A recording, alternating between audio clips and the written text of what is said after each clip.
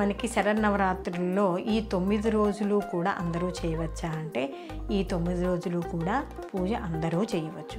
కానీ కొంతమందికి ప్రస్తుతం ఉన్న కాలమాన పరిస్థితుల ప్రకారం, శారీరక ఇబ్బందుల ప్రకారం కొంతమంది 9 రోజులు కూడా దీక్షగా చేయలేకపోవచ్చు, 9 రోజులు కూడా ఉపవాసం ఉండలేకపోవచ్చు, ఏకభుక్తం ఉండలేకపోవచ్చు, నక్తం ఉండలేకపోవచ్చు.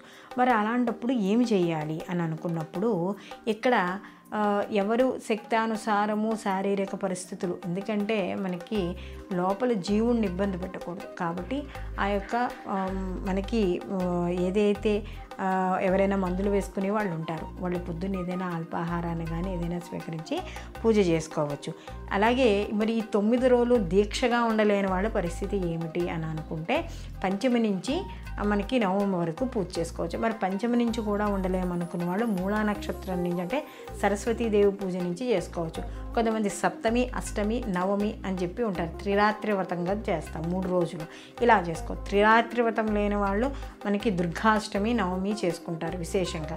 ఈ 2 రోజులు చేసుకోలేని వాళ్ళు కనీసం నవమి రోజు, మహానవమి రోజైనా ఇక్కడ మనకి ఈ పూజ అనేది చేసుకోవాలి. కాబట్టి ఈ 9 రోజుల్లో కనీసం చివరి రోజు వ్రతం చేసుకున్నా కూడా 9 రోజులు పూజ చేసుకున్నంత ఫలితం మాత్రం ఖచ్చితంగా వస్తుంది.